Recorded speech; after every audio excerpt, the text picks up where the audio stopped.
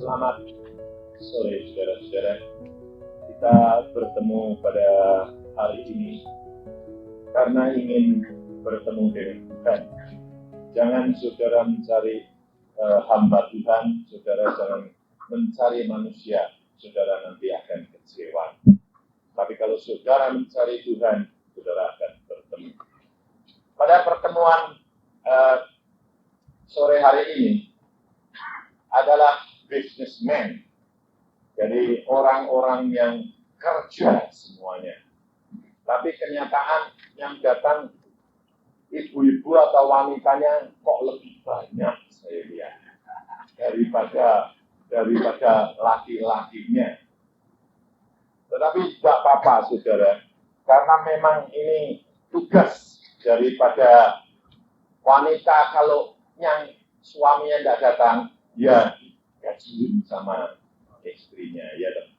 Jadi orang yang bekerja, seorang businessman, tidak ada yang punya pikiran mau kerja tapi rugi. Ada enggak? Semua yang mau mengerjakan sesuatu pekerjaan pasti dengan perhitungan apa? Untung. Demikian juga kalau saudara ikut Yesus, perhitungan saudara apa? Hah?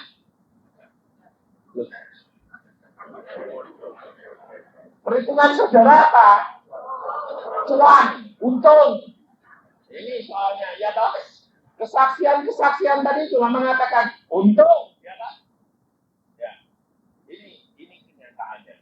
Dan Yesus pernah janji di dalam Alkitab, kalau engkau ikut aku, bakal rugi. Pernah? Selalu dikatakan apa?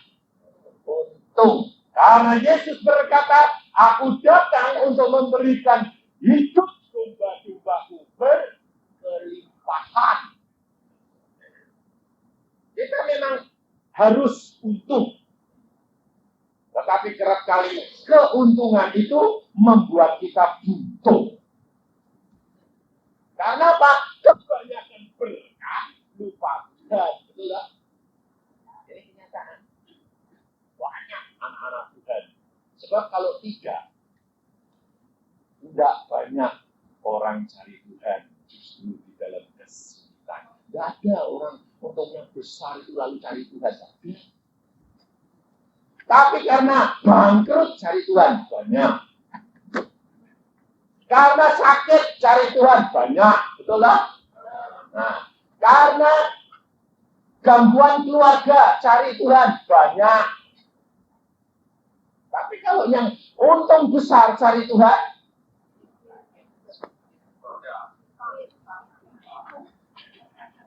ayo banyak apa sedikit? Rumah tangganya bahagia cari Tuhan, sedikit apa banyak?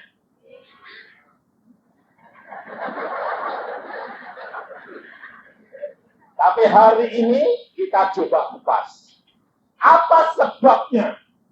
Kalau minggu yang lalu saya berbicara di Women Group, sekarang businessman, bapak-bapak, kita belajar. Jangan saya selalu dikritik. Pak Ibu saya ini nggak adil. Kalau bicara selalu kok ibu-ibu yang kena terus disikat terus. Saya doa Tuhan, sekarang gantian ini businessman ini adalah bapak-bapak. Tuhan bilang, memang bapak-bapaknya perlu dibersihkan. Saya bilang, puji Tuhan, hari ini saya dapat firman Tuhan tentang bapak-bapak. Mari kita buka di dalam kitab Kejadian. Pasang telinga, pasang pikiran, pasang hati, ya. Jadi dua-dua, bukan hanya bapak ekok loh ya, sama ibu-ibu. Di dalam Kejadian pasal yang ketiga, manusia jatuh ke dalam dosa. Kejadian, kalau cari kejadian gampang loh. Gampang, semua ngapal, sebenarnya di depan. Tapi coba kalau di tengah-tengah, indeksnya kok tidak ketemu-temu ya. Itu sebenarnya nggak tahu baca. kejadian isi. Sudah semua. Ya, sebabnya permulaan. Pasal 3 ayat yang ke-9 mulai. Tetapi Tuhan Allah memanggil manusia itu dan berfirman kepadanya, di manakah engkau? Ia menjawab, ketika aku mendengar bahwa engkau ada dalam taman ini, aku menjadi takut karena aku telanjang. Sebab itu aku bersembunyi. Firman-Nya, siapakah yang memberitahukan kepadamu bahwa engkau telanjang? Apakah engkau makan dari buah pohon yang kularang engkau makan itu? Manusia itu menjawab, perempuan yang kau tempatkan di sisiku, dialah yang memberi dari buah pohon itu kepadaku, maka aku makan. Kemudian berfirmanlah Tuhan Allah kepada perempuan itu, apakah yang telah kau perbuat ini? Jawab perempuan itu, ular itu yang memperdayakan aku, maka aku makan. Lalu berfirmanlah Tuhan Allah kepada ular itu, karena engkau berbuat demikian, terkutuklah engkau di antara segala ternak dan di antara segala binatang hutan. Dengan perutmu lah engkau akan menjalar, dan debu tanahlah akan kau makan seumur hidupmu. Aku akan mengadakan permusuhan antara engkau dan perempuan ini, antara keturunanmu dan keturunannya. Keturunannya akan meremukkan kepalamu, dan engkau akan meremukkan tumitnya. Firman-Nya kepada perempuan itu, susah payahmu waktu mengandung akan kubuat sangat banyak. Dengan kesakitan engkau akan melahirkan anakmu, namun engkau akan birahi terhadap suamimu, dan ia akan berkuasa atasmu. Lalu firman-Nya kepada manusia itu, Adam, karena engkau mendengarkan perkataan istrimu dan memakan dari buah pohon yang telah kuperintahkan kepadamu, jangan makan daripadanya, maka terkutuklah tanah karena engkau. Dengan bersusah payah engkau akan mencari rezekimu dari tanah seumur hidupmu. Semak duri dan rumput duri yang akan dihasilkannya bagimu, dan tumbuh-tumbuhan di padang akan menjadi makananmu. Dengan berbau engkau akan menjadi makananmu sampai engkau kembali lagi menjadi tanah, karena dari situlah engkau diambil. Mari kita berdoa sekali lagi, saudara. Tuhan, firman-Mu sudah hamba bacakan. Apa yang Engkau pesankan, hamba sampaikan kepada anak-anak-Mu saat ini, Tuhan. Kau tahu bahwa hamba-Mu tidak mempunyai apa-apa. Hamba hanya menjadi saluran. Hamba hanya menyediakan apa yang ada di dalam diri hamba, suatu bejana yang kosong. Engkau yang mengisi dan Engkau yang menyalurkan semuanya. Mari Tuhan Roh Kudus, Engkau yang berkarya saat ini, dan Engkau yang berbicara dalam nama Tuhan Yesus Kristus. Urapi hamba-Mu, urapi anak-anak yang mendengar, karena inilah bagian-Mu dalam nama Tuhan Yesus. Amin. Kalau kita perhatikan, saudara-saudara, bahwa manusia pada waktu pertama kali dijadikan oleh Allah, Allah mengatakan, Adam, kuasai dunia ini. Semuanya kamu di bawah perintahmu. Saudara tahu kalau kita baca di dalam kitab Kejadian, maka semua binatang pun bertanya. Adam yang memberi nama. Semuanya tunduk kepada Adam. Saudara, bedanya burung-burung sama saudara itu bedanya apa? Saudara dibuat dari tanah. Burung dibuat dari apa? Tahu enggak? dari apa? Dari firman. Jadi beda. Tandanya tidak baca Alkitab. Makanya baca. Burung-burung pun dibikin dari tanah. Kejadian pasal 22 ayat 19. Lalu Tuhan Allah membentuk dari tanah segala binatang hutan dan segala burung di udara. Kita Kejadian juga. Ketahuan toh. Maka dari itu, saudara tidak akan berbeda daripada burung-burung dan binatang itu, tetapi saudara berbeda dalam bentuk dan peta dan sifat dan teladan. Karena saudara punya sifat dan teladan adalah teladan dan sifatnya Allah pribadi. Dunia dikuasai karena diberkati oleh Allah. Maka Allah berkata, Adam, kuasai dunia ini. Semuanya menjadi milikmu. Sebetulnya Adam diangkat itu sebagai raja. Kalau raja itu perlu kerja keras, enggak? Ada rajanya yang kerja keras, macul sendiri, ngarit sendiri, masak sendiri, ada enggak? Raja apa? Ada. Hah? Raja apa? Raja bambu. Tapi rajanya itu raja bambu, nggak mau kerja, nggak mau apa-apa, ya, tinggal anu saja. Ini saudara.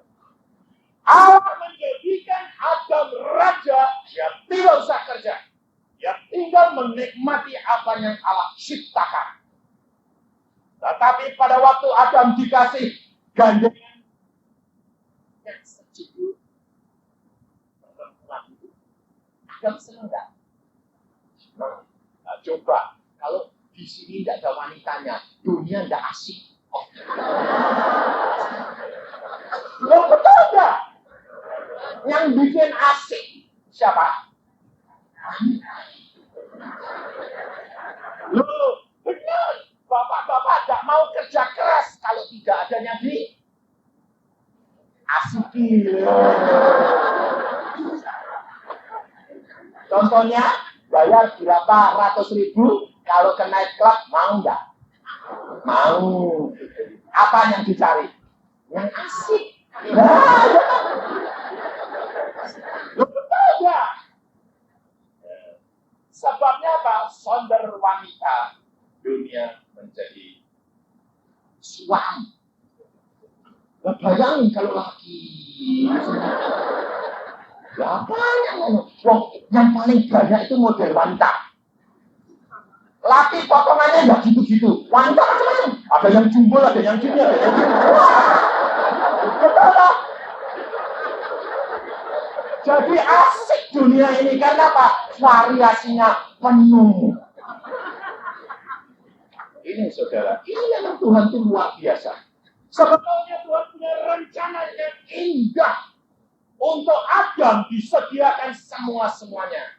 Dan gandengannya itu bagus dan menyenangkan luar biasa. Bahkan di dalam firman Tuhan dikatakan, perempuan itu adalah kesukaan anak Adam. Jadi asik sekali sama dunia ini kalau ada perempuan. Tapi anehnya, orang Tionghoa itu kalau udah punya anak laki, kok susah. Betul tak? Anaknya kok perempuan semua. Padahal itu sebetulnya yang bikin asik itu. Jadi, laki perempuan sama saja. Sebab kalau punya modal yang mengasihkan, harganya naik. Coba kalau anakmu itu pintar, cantik, yang senang banyak, harganya naik enggak? Naik. Bapaknya bisa diangkat enggak? Bisa. Karena apa? Yang ngambil mesti orang yang kaya raya. Iya. Bapaknya nunut toh. Keren, ya toh? Padahal dulunya mungkin rumahnya reok. Anak cantik. Diangkat, naik deh. Sekarang naik mobil, ya toh? Ini kenyataan. Tapi pada waktu Adam diberikan perintah oleh Allah, jangan makan buah ini ya. Kalau kamu makan, mati. Lalu Adam memberi perintah kepada istrinya. Istriku, belum kasih nama pada waktu itu, belum ada namanya Hawa, itu tidak ada. Kamu nggak tahu namanya siapa. Kamu dari rusukku loh ya. Jadi kamu namamu perempuan. Jadi namanya itu perempuan. Dia bilang, perempuan, dengar perintah Allah. Jangan makan buah pohon itu ya. Ya Allah. Tapi pada waktu ulah berkata, apa kata Allah? Ini sudah. Kenapa yang perempuan kok yang didatangi? Hah? Apa? Asik katanya.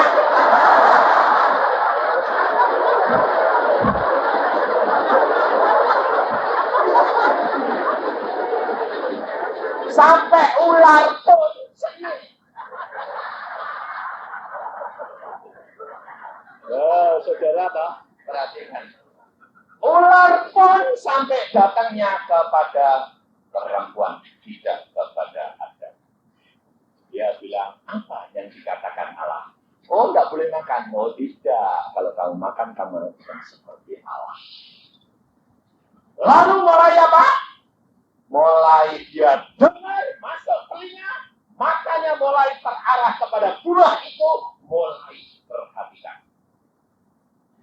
Warnanya kok menarik. Kemudian setan ular berkata, kalau kamu makan, kamu akan mengerti antara baik dan jahat. Ambil, mulai dari mata ini, saudara. Mulai dari mata. Siapa di antara saudara pernah ketarik seorang perempuan tidak melalui mata? Tidak ada loh? Tidak ada, mesti melalui mata dulu. Masuk, mulai dilihat, mulai ketarik. Wah, ada model ini. Ini saudara. Pada waktu Hawa mulai mengambil, dia makan, matanya terjadi. Dan dia bawa kepada Adam. Lalu Adam juga makan. Pada waktu kita tadi baca urutan daripada hukuman, siapa yang kena dulu? Ular. Kedua siapa? Hawa. Ketiga Adam. Sebab apa? Saudara tahu. Kalau perempuan itu jatuh dosa karena tidak menurut kepada suaminya, maka Allah mengatakan apa? Engkau mengandung, di dalam kandunganmu kamu akan banyak susah. Dan di dalam melahirkan, engkau banyak di dalam kesulitan. Jadi kalau ibu-ibu sekarang mengandung susah, lalu ibu-ibu apa? Teriak sama Tuhan. Enggak usah teriak-teriak. Ucapkan syukur. Sebab dari sononya itu. Sudah dari sananya itu, dari akarnya itu sudah begitu. Itu kutuk. Tetapi terbatas. Hanya di dalam kamu mengandung. Tetapi hukuman untuk Adam berat luar biasa. Adam mengatakan, gara-gara ini loh Tuhan, Engkau kasih gandengan perempuan ini. Aku yang dikasih makan, aku sekarang jatuh. Tapi Allah itu Allah yang adil. Adam tidak dibenarkan Allah. Allah berkata apa? Karena engkau mendengar akan istrimu dan kau melanggar perintahku. Kau lebih mendengar istrimu daripada engkau mendengar akan aku. Maka tanah ini, bumi terkutuk karena engkau. Jadi kehancuran bumi ini gara-gara Adam tidak turut perintah Allah atau gara-gara Adam mendengar istrinya. Yang lebih berat lebih mana? Karena Adam tidak mendengar perintah Allah. Ya toh? Nah, istrinya kan tunduk di bawah Adam. Sampainya dikasih, suamiku ini buah. Adam kan sudah kenal itu buah apa. Dia tanya, apa itu? Ini buah larangan. Kenapa kamu makan? Wah, diperintah bisa toh? Bisa. Nyatanya zaman sekarang aja suami-suami bisa merintah istri dah. Nah, bisa. Kenapa kamu makan? Buang. Dibuang enggak? Wah, mana berani. Wong anu Adam cuma satu ya. Hawa satu. Dia mesti nurut. Dan pada saat itu seandainya dia perintahkan Hawa, pasti Hawa nurut. Karena dia punya otoritas raja. Dia harus menurut karena semua binatang saja nurut. Apalagi istrinya. Nurut semuanya. Zaman sekarang binatang nurut enggak? Hah? Enggak. Nah kalau binatang enggak nurut, pantas istrinya enggak. Jadi zaman sekarang banyak istrinya enggak. Salah siapa toh? Salah istri kok enak. Salah suami karena dia tidak nurut Allah, akibatnya semuanya tidak menurut. Jadi kalau rumah tanggamu kocar kacir, salah siapa? Suami.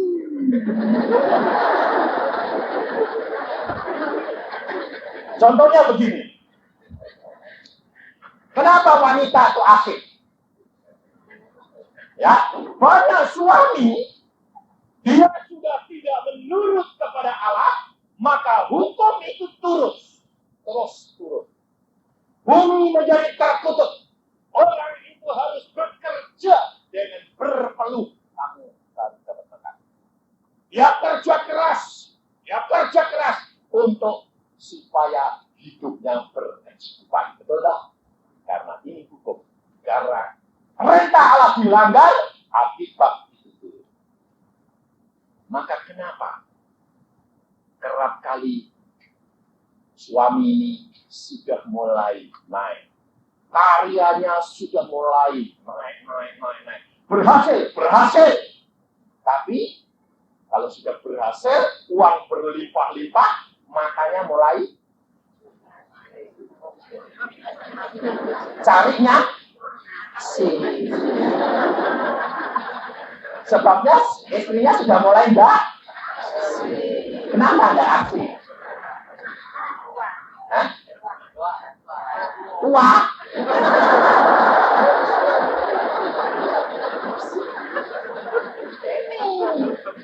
Kalau sudah mulai lihat, mulai ketarik, yang asik betul lah. Yang modelnya mesti lain sama istrinya.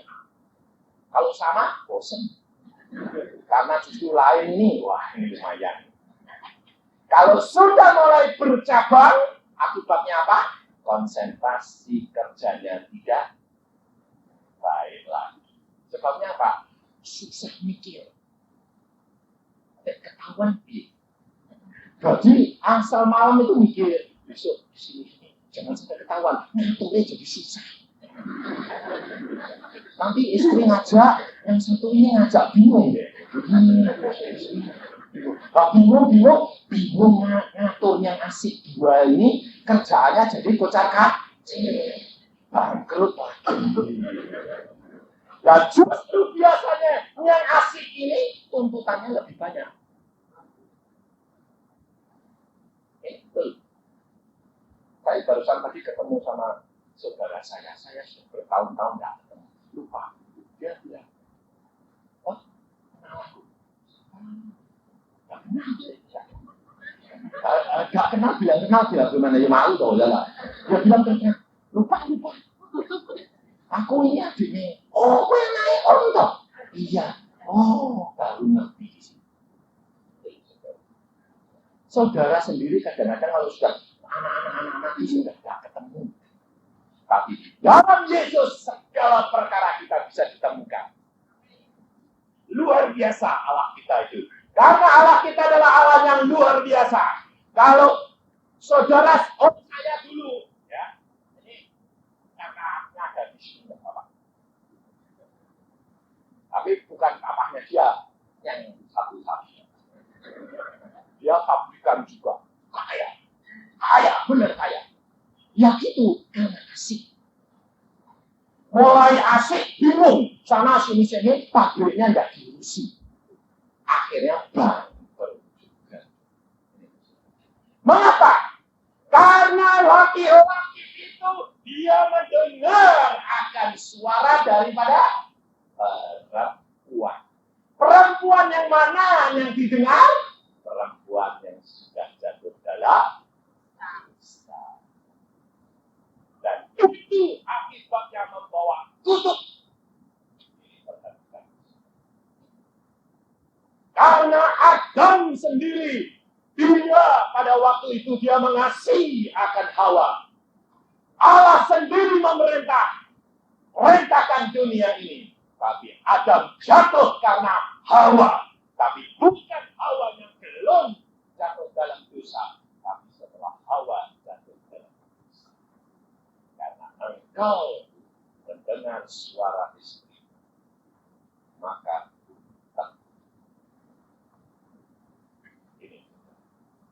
kenapa kita sekarang orang laki-laki harus kerja mati-matian untuk membiayai keluarga kita?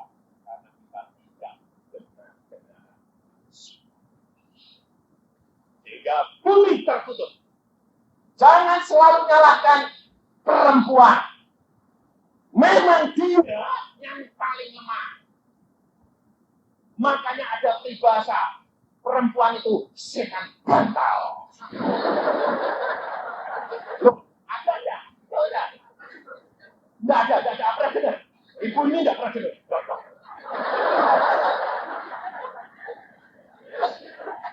Enggak pernah dengar. Nah, sekarang saya tanya.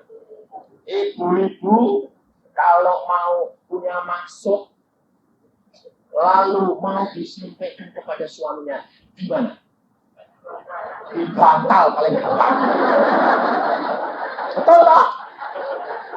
Pas pakai tidur lele, dilus-lus, ya Pak ya, ya.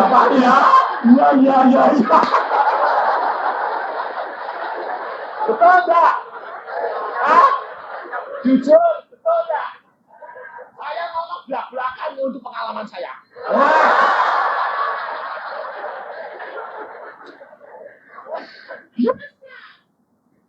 Sebab memang sudah ada benihnya. Dari keturunan Hawa sudah ada itu. Dan itu haknya wanita. Jadi saudara kalau belajar Alkitab, engkau akan mengerti kelemahan orang laki di mana belajar dari Alkitab. Tapi jangan lalu kalau sudah tahu kelemahannya jadi ratunya. Nah, ini terbalik dan berkat pun tidak boleh. Allah selalu menuntut engkau harus di dalam garis daripada jalan yang Allah sudah sediakan. Maka manusia ini selalu jatuh. Karena apa? Karena memang sudah digariskan di sini. Maka Yesus datang kembali. Maka Yesus Allah berkata pada waktu itu apa? Aku akan membuat perseteruan antara engkau benihmu perempuan dengan benihmu ular. Engkau akan diremukkan kepalamu, tapi engkau hanya menggigit kulit. Luar biasa Allah itu.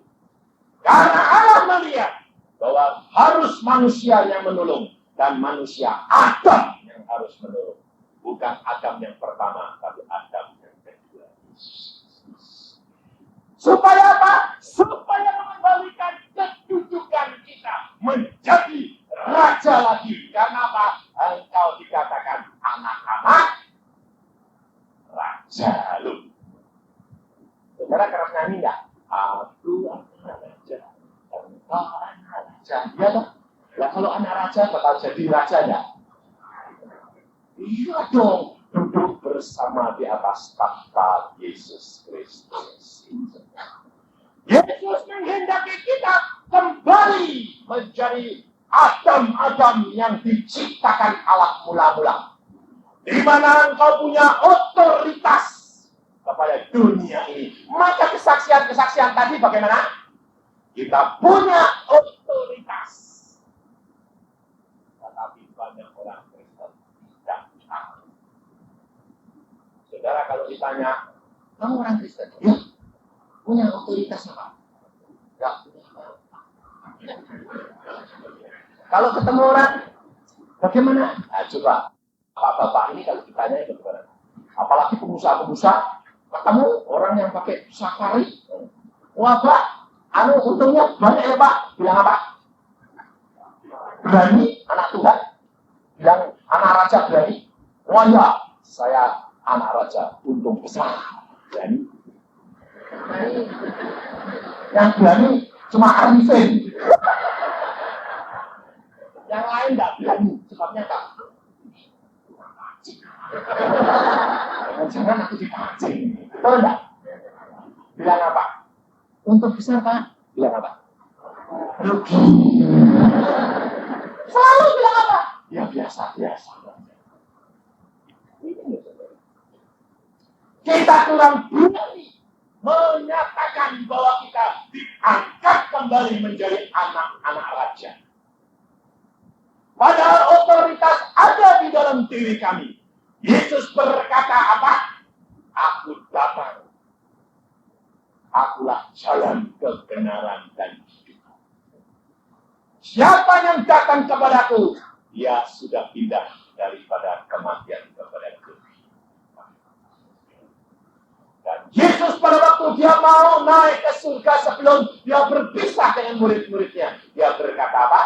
Aku akan kirim Roh Kudus turun. Untuk apa? Untuk menolongmu. Kenapa kita perlu ditolong oleh Roh Kudus? Karena Yesus tahu manusia tidak ada yang mampu menghadapi dunia.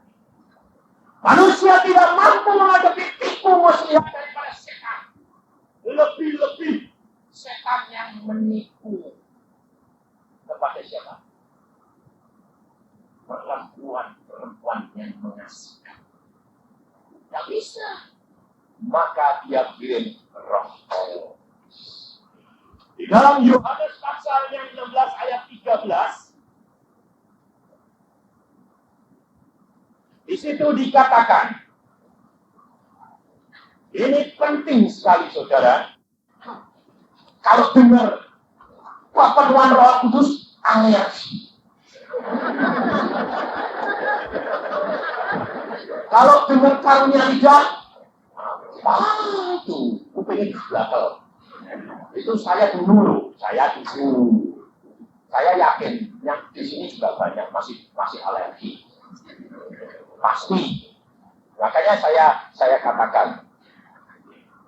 Yohanes pasal 16 ayat 13. Tetapi apabila ia datang, yaitu Roh kebenaran, ia akan memimpin kamu ke dalam seluruh kebenaran. Sebab dia tidak akan berkata-kata dari dirinya sendiri, tetapi segala sesuatu yang didengarnya itulah yang akan dikatakannya. Dan ia, Roh Kudus, akan memberitakan kepadamu hal-hal yang akan datang. Ia, 14, akan memuliakan aku, Yesus.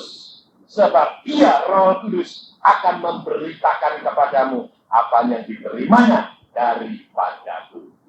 Ini saudara. Engkau membutuhkan Roh Kudus. Apakah engkau belum terima Roh Kudus? Sudah.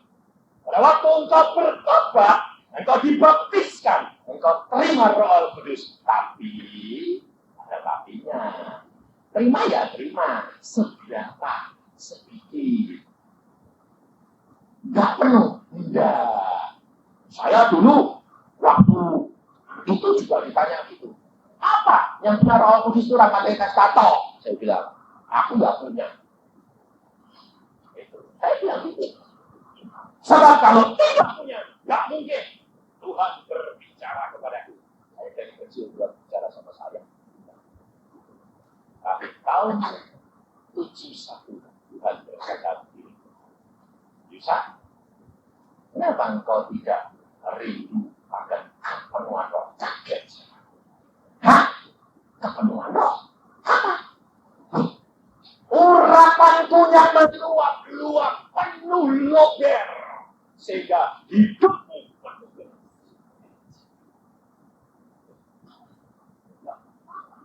kepenuhan. Dan terima semua karunia-karunia. Itu masih berlaku. Benar saya tanya. Itu masih berlaku sampai sekarang, Tuhan. Siapa bilang tidak berlaku? Kalau berlaku saya tahu. Bagaimana caranya? Engkau rindu kepadaku. Sekarang siapa haus? Datang kepadaku. Minum. Aku berikan air. Maka pada waktu itu saya lalu bilang, lah bagaimana caranya? Kamu berdoa dan puasa. Apa harus melalui tupang-tupangi tangan? Oh, enggak usah. Aku sendiri yang akan jamin kau bisa-bisa. Lah kenapa kok hamba-hamba Tuhan kadang-kadang, ayo siapa yang mau datang ke depan minta kepenuhan roh ditumpangi? Ya boleh. Tuhan bilang boleh. Karena mereka kurang percaya harus dibantu. Oh gitu. Baik. Saya berdoa puasa sama istri saya. Setelah puasa 3 hari, Tuhan mengatakan, masuk kamar. Aku mau jamah. Masuk kamar. Berdoa. Sampai rasanya lupa semuanya. Dan rasanya diangkat. Kemudian habisin itu, lupa segala-galanya. Ujung jari saya ini kesetrum. Waduh, saya sampai tarik. Ya. Kita kalau berdoa biasanya tutup mata atau buka mata? Hah? Yang ngajari siapa? Ada di dalam Alkitab? Gue kalau sembahyang mesti tutup mata, ada enggak? Enggak ada. Siapa yang ngajari kok? Kok buka tutup mata? Siapa yang ngajari siapa juga? Nah, sebabnya apa? Tak kasih tahu. Mau ya? Pendeta zaman dulu ada yang perempuan enggak? Hah? Enggak ada, laki semua toh. Ya kalau sembahyang lihat perempuan terus gak bisa konsentrasi. Sebab barang itu barang asik. Makanya lalu pendetanya, sembahyang lalu ngomongin melotot. Nah, ya gak bisa sembahyang. Ya tutup. Nah, saudara lalu turun, miru. Oh, itu apa ya? Betul gak? Ini kenyataan. Di Solo itu ada satu kejadian. Pendetanya masih muda. Yang kebagian banyak kan perempuan. Wanitanya belum khotbah. Setelah mau masuk firman, pendetanya ngajak sembahyang, semuanya sudah sembahyang. Kemudian pendetanya ini ada seorang perempuan yang cantik. Sembahyang makanya melotot dari perempuan itu. Pas dia lihat ini perempuan itu terus, karena perempuan itu sembahyang sungguh-sungguh, suaminya masuk dari kamar yang lain. Dia masuk pelan-pelan karena tahu sembahyang. Dia lihat pendetanya bingung. Pendetanya sembahyang kok melotot istriku. Sejak itu istrinya dilarang datang. Dia bilang apa? Apa itu pendeta itu? Sembahyangku tadi merang. Dia itu melotot dulu ibu itu sampai wajahnya. Makanya memang pendeta itu lebih baik sembahyangnya merem. Supaya tidak mata keranjang. Ini memang benar kenyataan. Maka pada waktu saya kena stroke, saya kaget, saya tarik tangan saya. Saya buka mata. Tidak ada stroke. Tidak ada.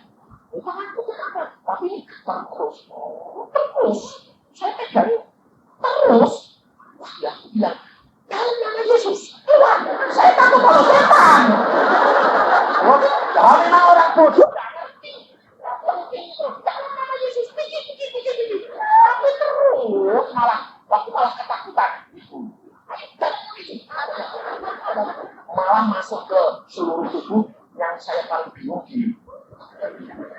Bukan di lidah, gigi saya klotok-klotok terus. Sebab saya lawan, atas bawah cabut. Lah saya dokter gigi tahu, rontok giginya. Tapi saya buka. Tapi bingung saya. Lah istri saya lihat bingung saya, melotot gitu. Dia malah nangis bor-bor.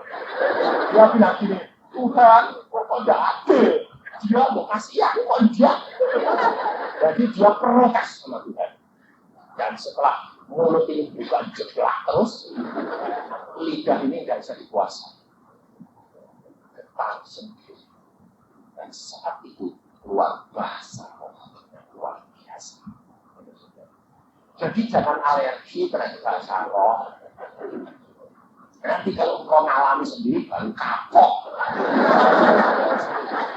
Ini kenyataan dokter Ganu di Solo. Dokter ahli kandungan. Dia juga gitu, dia bilang ini. Apa bahasa roh? Ngomong, kamu ngerti artinya? Nggak ngerti ya, bilang gitu. Iya, buat apa? Lalu pada hari Senin dia pidato karena dia kepala rumah sakit, dia mau pidato sama karyawannya atau apa yang bendera. Dia pidato, saudara-saudara hari ini bahasa lidah. Bingung dia. Lalu dia nggak jadi pidato. Tapi ternyata lidah sampai masuk kantor. Ini lidah ngelutar. Sampai jam-jaman. Habis itu dia kapok. Kapok. Aku mau.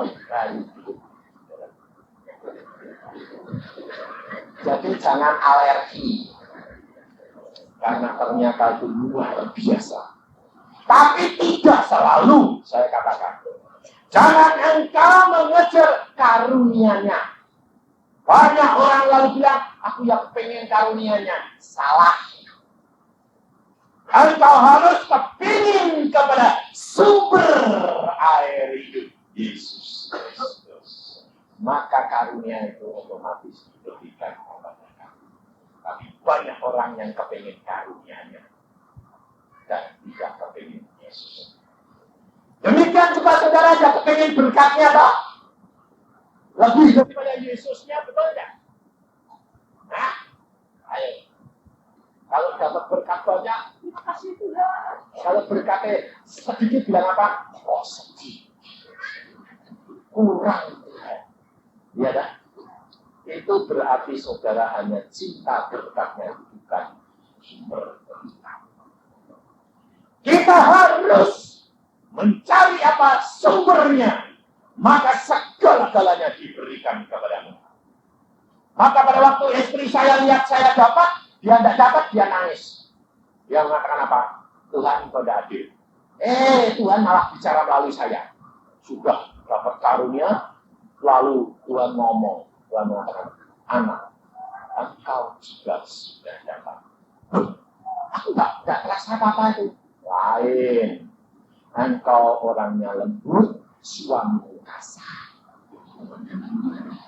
Engkau tidak usah dipaksa, suamimu harus dipaksa. Kalau tidak dipaksa, tidak mau percaya. Wantesan sampai ributnya kayak begitu. Lalu istri saya, aku mau dapat apa? Katakan, sudah dapat. Kemudian besok pagi-pagi kita sembahyang bersama. Dia menyembah Tuhan terima kasih. Tahu-tahu keluar bahasa lidahnya bagus sekali dia, lembut. Saya jadi berhenti. Pantesan kamu gak lembut kayak gitu ya. Ya aku kemerotok kayak bahasa Jepang. Wasar. Sampai kalau orang dengar saya bilang, dia ini coplok. Ini saudara. Jadi tiap orang itu punya pengalaman berbeda. Tidak sama. Tetapi saudara perhatikan, kalau engkau mau kembali dalam status Adam yang pertama, engkau memerlukan pertolongan Roh Kudus. Engkau perlu dia. Engkau minta rindu kepada sumber air hidup Yesus Kristus. Karena dengan Roh Kudus memenuhi hatimu, Dia akan memimpin engkau dalam seluruh kebenaran. Engkau akan dituntun terus. Dan akan kamu salah jalan. Asalkan jangan sombong rohani. Jangan bangga terhadap karunia-karunia. Di dalam Yeremia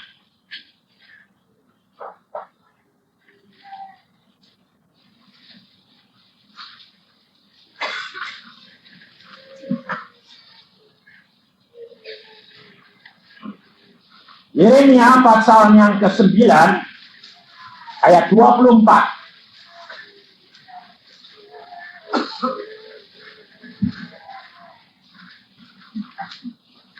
Tetapi siapa yang mau bermegah, baiklah ia bermegah karena berikut, bahwa ia memahami dan mengenal aku, bahwa akulah Tuhan yang menunjukkan kasih setia, keadilan dan kebenaran di bumi. Sungguh semuanya itu kusukai. Demikianlah firman Tuhan. Jadi kita kalau bangga karena apa? Karena mengenal akan Allah. Kenapa kita perlu akan Roh Kudus yang memimpin kita? Karena kita kerap kali menghadapi masalah. Orang hidup di dalam dunia tidak pernah lepas dari masalah. Jadi orang Kristen jangan lari daripada masalah, tapi hadapi. Kalau engkau lari, tidak pernah kamu bisa menyelesaikan masalah. Karena masalah selalu ada. Contohnya, orang tidak punya anak, kepengen anak. Betul tidak? Orang yang tidak punya anak, kepengen anak. Kalau sudah punya anak, bilang apa? Tahu gini, lebih baik tidak punya anak. Loh, benar tidak? Anaknya nakal luar biasa, tidak nurut orang tua, atau anaknya jadi lumpuh atau cacat, akhirnya bilang apa? Tahu gini, lebih baik bahagianya tidak punya anak. Betul? Nanti kalau sudah punya anak, anaknya kawin punya cucu. Masalahnya datang lagi, ribut sama cucu ini. Ini masalah itu selalu ada, tidak mungkin kau lepas. Dalam satu saat engkau harus menghadapi jalan buntu, betul enggak? Sembahyang tidak bisa, minta tulungan siapa tidak bisa, bingung. Bagaimana engkau dapat pertolongan? Roh Kudus yang menolong engkau. Sebab kita orang Kristen satu saat buntu jalan, sama seperti mereka. Saya kerap kali tidak dapat berdoa, bingung bagaimana ini. Hanya Roh Kudus yang berdoa buat saya. Kita baca di dalam Rum pasal 8 ayat 26. Demikian juga Roh membantu kita dalam kelemahan kita, sebab kita tidak tahu bagaimana sebenarnya harus berdoa, tetapi Roh sendiri berdoa untuk kita kepada Allah dengan keluhan-keluhan yang tidak terucapkan. Dan Allah yang menyelidiki hati nurani mengetahui maksud Roh itu, yaitu bahwa Ia sesuai dengan kehendak Allah berdoa untuk orang-orang kudus. Kita tahu sekarang bahwa Allah turut bekerja sama dalam segala sesuatu untuk mendatangkan kebaikan bagi mereka yang mengasihi Dia. Saudara, kita perlu pimpinan Roh. Kita perlu untuk bantuan Roh. Karena manusia kita terbatas. Hal ini kerap kali kami alami, saudara. Jangan saudara kira kalau saya sebagai hamba Tuhan, ya kalau jadi hamba Tuhan kayak Pak Yusak ya, istrinya sama anak-anaknya itu ya bisa tenang gitu toh. Saudara pikir gitu toh? Enggak, sama saja. Kenapa sama? Sebab Allah itu adil. Kalau takaran saya 1 ember, Tuhan tuntut 1 ember tambah 1/10. Mau dinaikkan. Kalau saudara cuma segelas, saudara dituntut 1 gelas sama tambah 1/10. Sama enggak beratnya? Sama. Orang yang kuat mengangkat beban 100 kilo, dia akan dilatih oleh Allah mengangkat 110 kilo. Tapi orang yang baru dapat mengangkat 10 kilo, dia akan dituntut oleh Allah 11 kilo. Sama enggak? Sama. Demikian juga kami mengalami perkara-perkara yang sama. Sama dengan saudara. Pergumulan terus-menerus. Tetapi kami tahu, kami pasti jadi pemenang. Ini bedanya. Kalau saudara belajar firman Tuhan, di dalam firman Tuhan tentang hal Yesus, dikupas 4 Injil. Matius, Markus, Lukas, dan Yohanes. Kenapa dikupas dari 4 sudut? Karena Yesus mempunyai 4 sifat di dalam pribadi dia. Dan itu harus menjadi milik orang Kristen. Matius, dia selalu menguraikan tentang hal raja. Sifat raja, sifat pelayan, sifat manusia, dan sifatnya Allah. Kita harus tahu, di dalam diri kita punya sifat Allah tidak? Punya, karena kita anak-anak Yesus Kristus. Roh Allah Kudus ada di dalam diri kita. Itu sifat daripada Allah. Kita punya sifat manusia? Ya, karena dasarnya manusia. Kita punya sifat pelayan? Ya, karena kita suka melayani. Jadi anak Tuhan, lalu jadi suka melayani. Betul nggak? Dulunya belum jadi anak Tuhan, sukanya dilayani atau melayani? Dilayani. Kalau jadi anak Tuhan, melayani. Sifat raja. Ya, karena apa?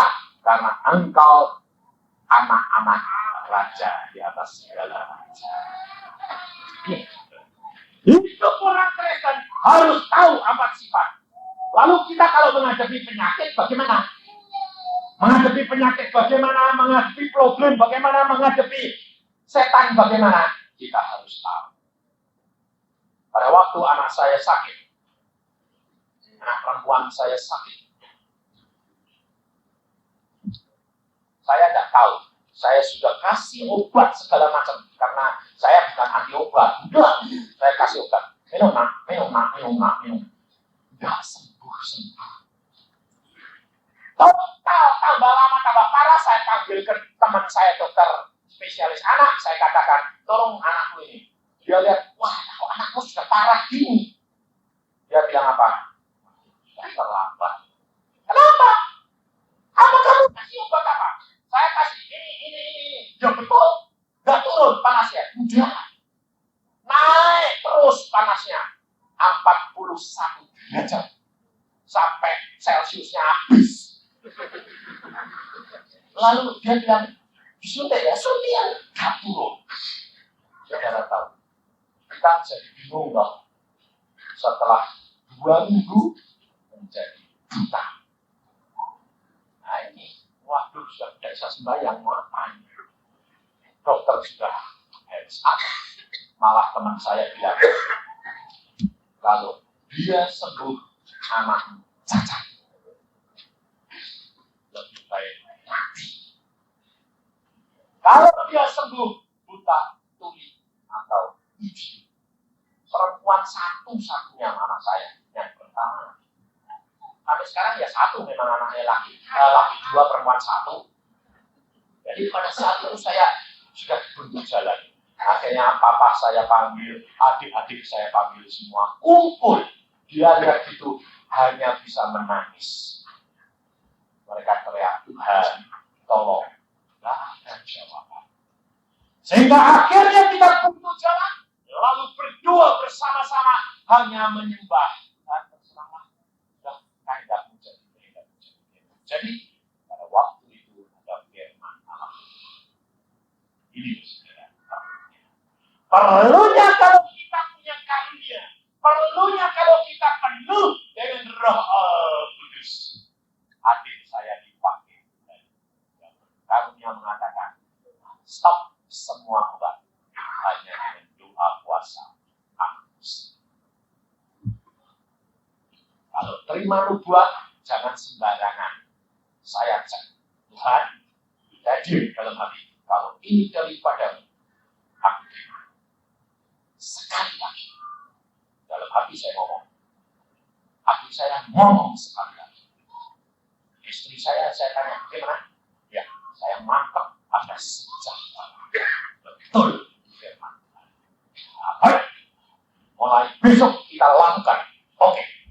Tapi yang doa puasa cuma saya sama istri saya. Papa enggak, mama enggak, semua enggak. Dia cuma sembahyang terus. Tapi saudara tahu, saya berdoa puasa 1 hari, 2 hari. Tapi setiap kali masuk kamar, tambah parah. Saya lihat, Pak kok gelap lah, tambah parah. Hari ketiga, hari keempat, 5, 6, tambah parah. Hari ke-10, malah bilang, Pak, aku mau pulang. Kenyataan di saudara. Dan ini fakta yang kami hadapi. Saya kerja di dalam sekolah perawat gigi. Saya sedang ngawasi murid-murid. Telinga saya omongan itu bicara terus. Anakmu mati. Gangguannya besar. Tetapi Roh Kudus menguatkan. Apapun bisa terjadi bagi orang yang percaya. Lalu saya katakan, sudah jangan ngomong setan, mati ya biar. Sampai saya sangi jengkelnya saya bilang gitu. Sudahlah, daripada kamu ganggu, saya anggap anakku mati, tak ngarang surat saya, ngarang khotbah. Nanti kalau anak mati, jangan susah, jangan sedih, karena pasti kita ketemu di Firdaus. Selesai. Tapi tetap terpengaruh. Saya pulang masukkan mobil di garasi, ketemu papa saya. Papa saya susahnya luar biasa, saya bilang, sudah mati. Papa saya matanya jadi bundar, mukanya merah. Berapa edian gitu ya. Saya dimaki-maki habis-habisan. Kenapa? Lawang anaknya disembayangke supaya urip kok malah ditakoni wis mati. Saya bilang, aduh maaf papa, ini tuh ada suara terus bilang aku mati, anakmu mati. Terus papa bilang apa? Baru setelah saya katakan begitu, papa bilang apa? Aku susah juga karena anakmu juga sudah minta. Dia bilang, aku mau nunggu papa sebab aku mau minta mau pulang. Waktu saya datang, saya katakan, nih, papa. Dia bilang apa? Pak, aku nanti jam 3 pulang ya Pak. Ya. Rasanya hati ini hancur. Tetapi punya iman yang Allah yang menghibur. Dia berkata apa?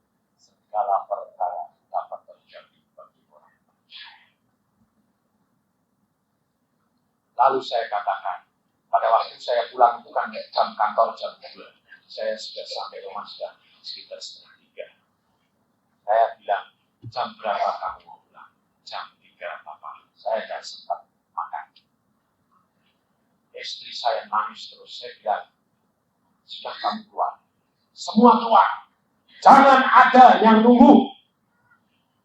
Karena sebelum itu, papa sama mama ribut luar biasa. Papa sama mama saya. Kenapa? Sebab jam 11 itu anak saya bilang gini, Ma, aku minta turun ke lantai. Mama saya masih kuno, bilang, jangan! Orang yang mati itu mau di lantai. Papa saya, lo mau minta Yus Bento. Gak bisa, mau lemesek kayak gitu kok. Mau ninja lantai itu mau apa? Mau berdiri gak bisa. Oh, sudah bengkak semua. Bengkak semua sudah besar. Minum teh keluar teh, makan roti mari keluar roti mari, sudah tidak bisa masuk apa-apa. Jadi papa sama mama tuh ribut gara-gara anak mau turun. Yang satu bilang masih punya kepercayaan, wah kalau mau mati tuh nginjek tanah, jangan nanti mati. Waktu ribut saya datang itu papa sedang jengkel keluar, langsung saya tanya, sudah mati tambah. Tapi pada waktu saya sudah masuk, saudara tahu, saya berdoa. Apa yang saya katakan? Tuhan, kalau sudah waktunya pulang, bawa pulang. Yesus berkata, kalau engkau mengasihi anakmu, istrimu, suamimu, bahkan ayah ibumu sekalipun lebih daripadaku, engkau tidak layak menjadi. Itu firman Tuhan, saudara. Maka pada waktu itu, firman Tuhan muncul. Kau mengasihi anakmu lebih daripadaku, kau tidak layak. Waktu itu, hati saya menjadi kokoh. Saya katakan, jam berapa nih kamu mau pulang? Jam 3, Papa. Baik, Papa tunggu. Papa hantar engkau pulang. Tunggu Papa, Mama di Vertus. Tak pasti ketemu kalau Tuhan kehendaki kamu pulang. Jadi, firman Allah yang mengatakan, hanya dengan doa puasa anakmu sembuh, tidak menjadi beban. Mengapa kerap kali kita sudah dapat nubuatan, tetapi kerap kali nubuatan tidak jadi, sebab firman Allah menjadi beban. Sebab apa? Kita lebih percaya sembuh daripada sumber kesembuhannya. Berarti kita lebih memperhatikan berkatnya daripada yang memberi berkat. Dan kau, maka malam hari ini kau harus belajar. Kalau sudah dapat firman, katakan, meskipun harus mati, itu urusannya Tuhan. Kami percaya bahwa kau sumber berkat. Kalau sudah janji, mesti jadi. Mati pun bangkit karena kita punya Allah yang ajaib. Jadi kalau melihat itu jangan terpengaruh. Lalu pada waktu itu saya katakan, Tuhan, kalau engkau mau bawa pulang. Aku serahkan anakku dalam tangan. Jam 3 kurang sedikit, dia ngoceh. Ternyata dia dialog antara Tuhan dan setan. Dia berkata, Tuhan, Firdaus enak. Kalau enak, Nini mau pulang. Sebentar lagi dia bilang, setan jahat kamu. Tuhan baik, kamu jahat. Enggak, Tuhan baik, kamu jahat. Jadi, bantah-bantahan sendiri. Lalu saya berdoa terus, Tuhan, berikan anakku berjalan menurut kehendak-Mu. Berikan anakku menurut kehendak-Mu yang terbaik. Lalu akhirnya jam 3 tepat anak saya berbicara. Tuhan, kalau engkau suruh pilih, bolehkan Nek tinggal dengan Papa. Habis itu les tidur dia.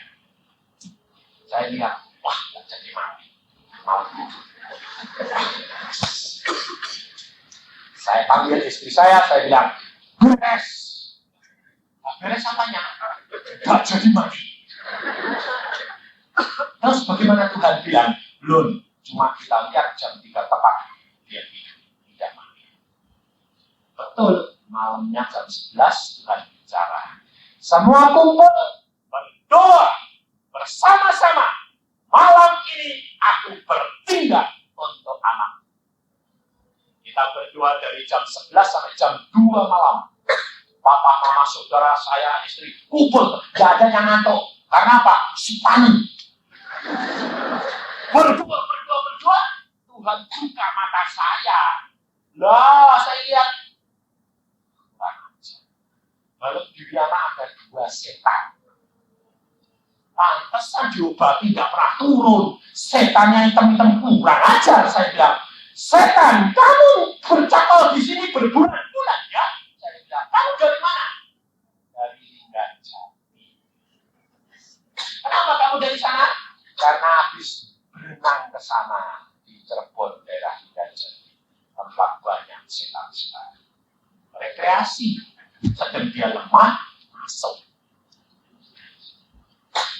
Langsung saya katakan, sekarang waktumu sudah habis, kau sudah divonis oleh Tuhan dalam nama Tuhan Yesus. Keluar.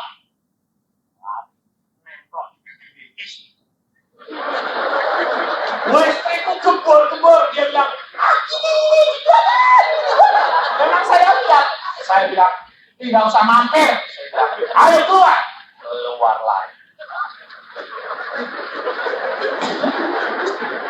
Dan pada saat itu juga anak saya buka mata.